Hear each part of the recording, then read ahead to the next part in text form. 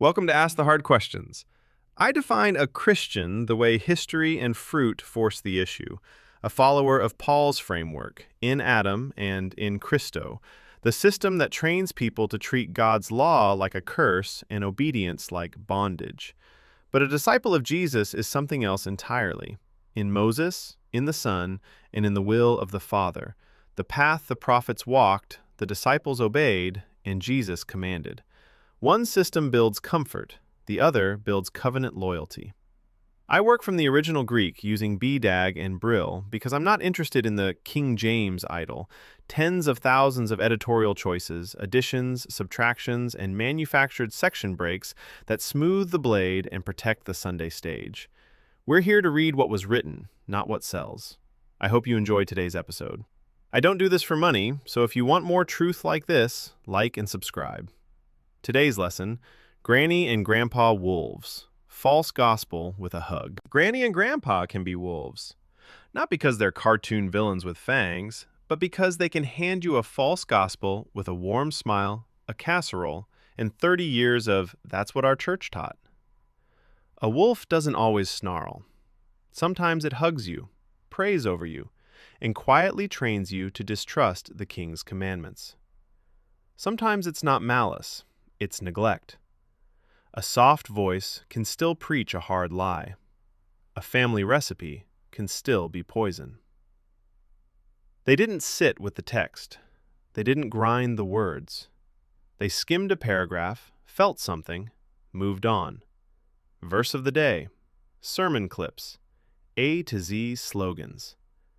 And then they carried that borrowed tongue like a family heirloom, quoting what they never proved, defending what they never tested, swearing allegiance to a system they never cross-examined. Tradition is just disobedience with good PR. And here's the ugly truth.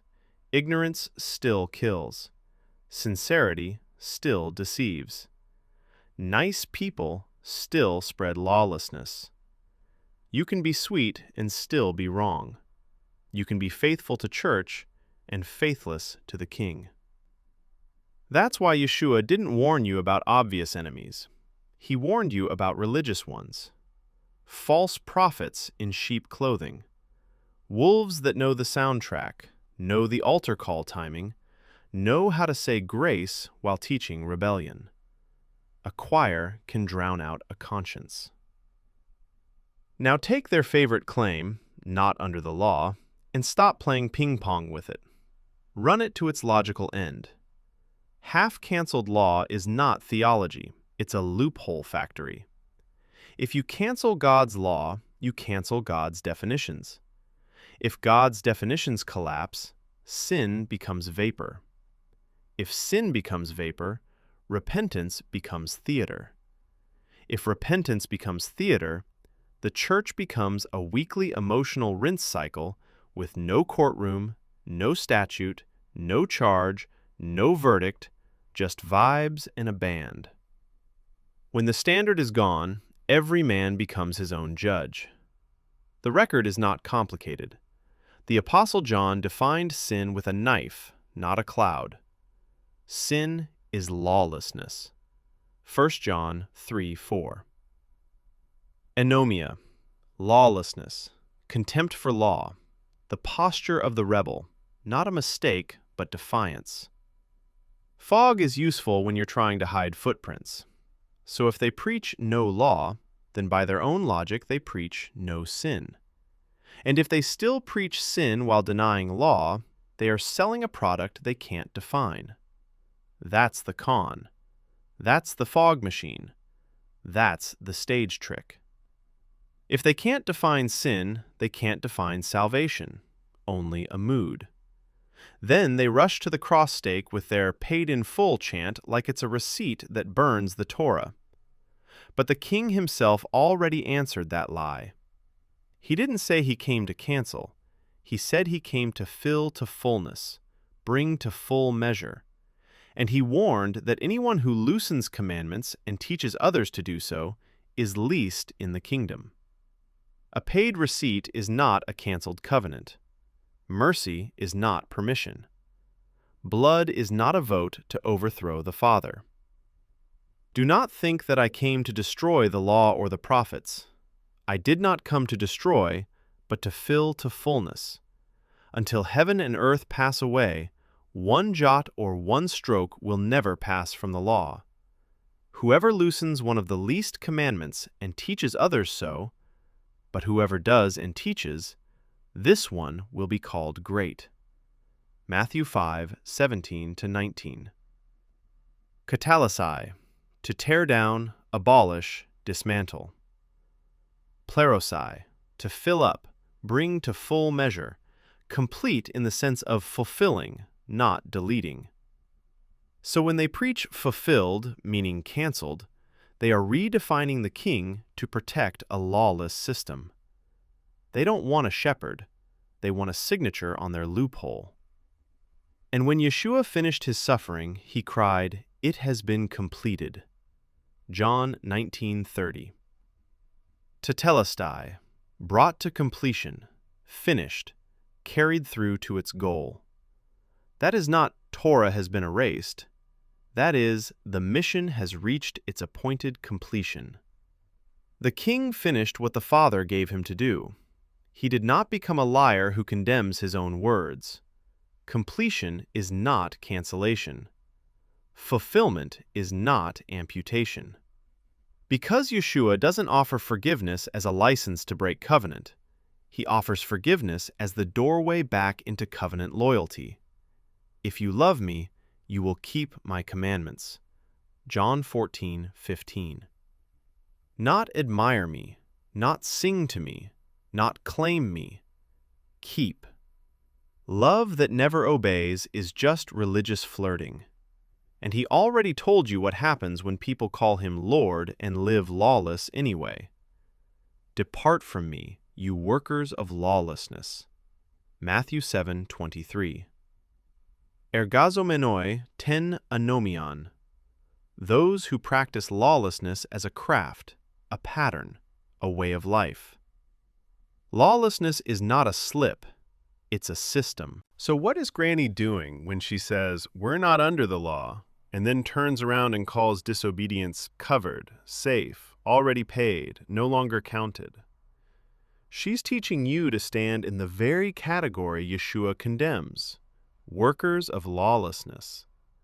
She may not mean to, but she is. Intent doesn't cleanse teaching. Warmth doesn't turn error into truth. And James, Jerusalem witness, no Roman perfume, cuts through the churchy fog. Become doers of the word and not hearers only, deceiving yourselves. James 1:22. Deceiving yourselves. That's the family curse. Thinking hearing equals obeying.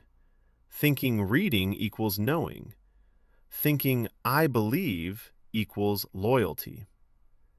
A head full of verses is not a life of obedience. That's why the A to Z gospel is poison. It loves slogans more than statutes. It loves conclusions more than questions. It wants assurance without examination.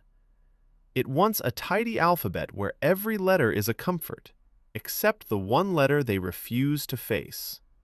Why? Why does your system need God to reverse himself?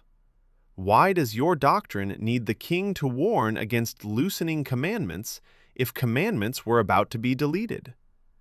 Why does your gospel need sin talk if you've erased the only definition of sin? Why do you preach paid in full like a closed transaction, then resurrect selective rules whenever you want to shame someone? Selective law is just tyranny in church clothes. You don't get to cancel the law and keep the benefits of the law. You don't get to burn the statute book and still hold court. You don't get to nail God's words to a tree and then demand he judge the world for breaking words you claim he revoked. That's not good news. That's madness dressed in Sunday clothes. When you erase the standard, the only holiness left is branding. And the call is not be nicer. The call is come out of the fog. Stop inheriting slogans like family recipes. Stop trusting grandma's certainty more than the king's mouth. Stop hopping A to Z while refusing to ask B through why. The covenant has terms. The kingdom has a law. The judge has a standard. The Son did not come to erase his Father, he came to reveal him and to write obedience into his people. If your gospel can't survive scrutiny, it's not gospel, it's a spell. Choose band stage comfort or narrow path obedience, fog or truth, loophole religion or covenant faithfulness. Because revelation doesn't end with a sermon, it ends with a dividing line. Here is the endurance of the holy ones, those keeping the commandments of God and the faithfulness of Jesus. Revelation 14:12. The final seal is not talk, it's keeping. Love, Eric Osborne. Ask the hard questions. #EricSeeksTruth. Thank you for listening today. If this helped you, follow, like, and subscribe at EricSeeksTruth, Eric Osborne on Facebook, Messenger, Instagram, and YouTube. I'll leave you with this. If you can't define sin without God's law, what are you calling sin? If there's no standard, what are you repenting of? If paid in full erased the statute book, why is the Sunday system still preaching guilt and selling forgiveness? I love you all, and I wish you the very best with every free will decision you make.